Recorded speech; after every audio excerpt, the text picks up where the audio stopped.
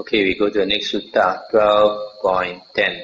Monks, before my enlightenment, while I was still a bodhisattva, not yet fully enlightened, it occurred to me, alas, this world has fallen into trouble, in that it is born, ages and dies. It passes away and is reborn, yet it does not understand the escape from this suffering, headed by aging and death. When now will an escape be discerned from this suffering headed by aging and death? Then, monks, it occurred to me, when what exists, does aging and dying come to be? By what is aging and dying conditioned? Then, monks, through careful attention, there took place in me a breakthrough by wisdom. When there is birth, aging and death or dying comes to be. Aging and death has birth as its condition. I stop here for a moment. So here, the Buddha was trying to, the Bodhisattva, he was trying to analyze, why is there suffering in this world? Then he realized, it's because we are born into this world, therefore we must suffer. If we are not born into this world, then there's no suffering. So the cause of aging and dying, that means suffering, is birth. Then, monks, it occurred to me, when what exists, does birth come to be? By what is birth conditioned? Then, monks, through careful attention, there took place in me a breakthrough by wisdom. When there is being, birth comes to be. Birth has existence, as being as its condition.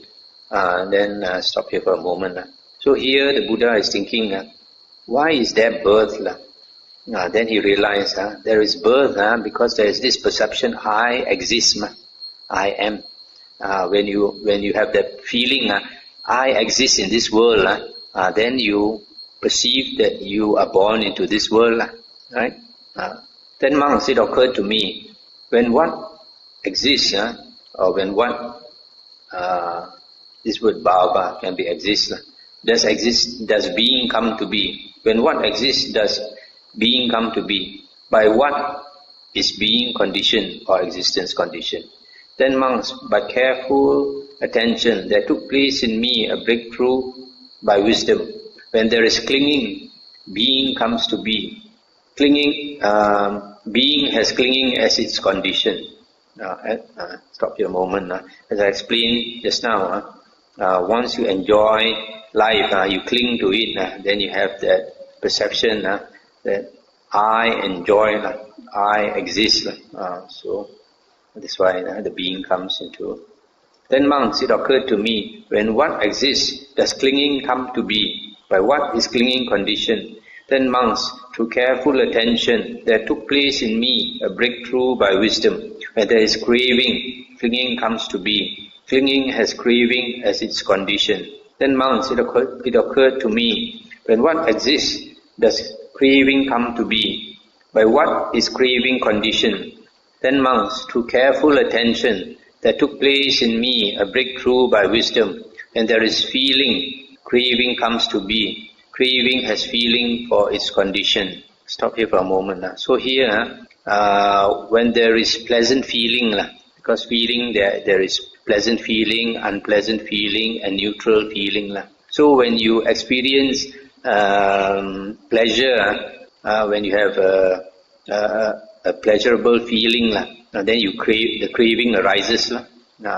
Just like a small kid never tasted ice cream, you give him ice cream, when he tastes it, the pleasurable feeling makes him crave for it. Then, monks, it occurred to me, when what exists, does feeling come to be? By what is feeling conditioned? Then, monks, through careful attention, there took place in me a breakthrough by wisdom. When there is contact, feeling comes to be. Feeling has contact as its condition. Then, monks, it occurred to me, when what exists, does contact come to be? By what is contact conditioned? Then, monks, through careful attention, there took place in me a breakthrough by wisdom. When there are the six sense bases, contact comes to be.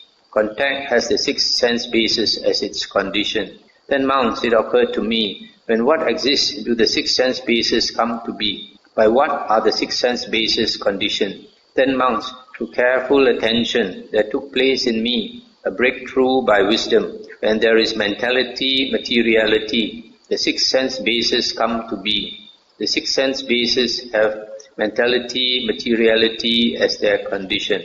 Then, monks, it occurred to me, when what exists, does mentality and materiality come to be? By what is mentality and materiality conditioned? Then, monks, to careful attention, there took place in me a breakthrough by wisdom. When there is consciousness, mentality and materiality comes to be. Mentality and materiality has consciousness as its condition. Stop here for a moment. These two, Dhammarupa and Vijnana, mentality, materiality, and consciousness, you must always consider them as a pair, because they arise together and cease together. So, these, because they are twins, so you have to see that when consciousness and mentality, materiality exists, that means there is consciousness, then that being comes into exists, then the being must have the six senses. It's through the six senses that he perceives the world. So from there, when we have the six senses, then contact at the six senses occurs, which gives rise to feeling, etc. Then, monks, it occurred to me, when what exists, does consciousness come to be? By what is consciousness conditioned? Then, monks, through careful attention, there took place in me a breakthrough by wisdom. When there is volition, consciousness comes to be. Consciousness has volition as its condition. Then, monks, it occurred to me, when what exists, does volition come to be? By what is volition conditioned? Then, monks, through careful attention, there took place in me a breakthrough by wisdom. When there is ignorance, volition comes to be. Volition has ignorance as its condition. Thus, with ignorance as condition, volition comes to be. With volition as condition, consciousness, etc., etc. Such is the origin of this whole mass of suffering. Now, origination. Thus, monks, in regard to things unheard before, there arose in me vision, knowledge, wisdom, true knowledge and light. Stop here for a moment. So here, the Buddha's experience was that when he was considering this dependent origination, he considered and he understood, and the mind became bright because he basically his mind is already bright. But when he applied his clear mind to contemplating dependent origination, then light arose. Just like on the night of enlightenment, when the Buddha was practicing hard to become enlightened, then when he attained enlightenment, the Buddha said, light arose, knowledge arose. So it's the same here. So the rest of the sutta is the reverse. Then, monks, it occurred to me, when what does not exist, does aging and death not come to be? With the cessation of what does the cessation of aging and death, that means suffering, come about? Then, monks, to careful attention, there took place in me a breakthrough by wisdom. When there is no birth, aging and death, that means suffering, does not come to be. With the cessation of birth comes cessation of aging and death.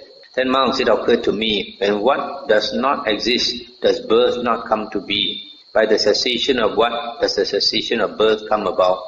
Then, monks, to careful attention, etc., then he realized, when there is no being, birth does not come to be. With the cessation of being comes cessation of birth, etc., etc.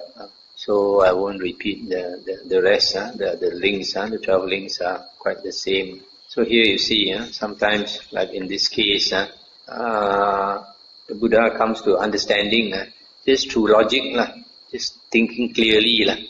Why is there suffering? When you contemplate the reason for suffering, then you realize it's because this world is a world of suffering. So it's because we are born into this world that we suffer. If we are not born into this world, then we don't suffer. Then why are we born into this world? Because we have that feeling, I exist, I am. Once you have that I, then you see yourself in the world.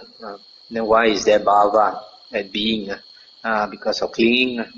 We cling. That's why at the moment of death, we refuse to die. We still cling to life. So that strength, that willpower brings us into the next birth.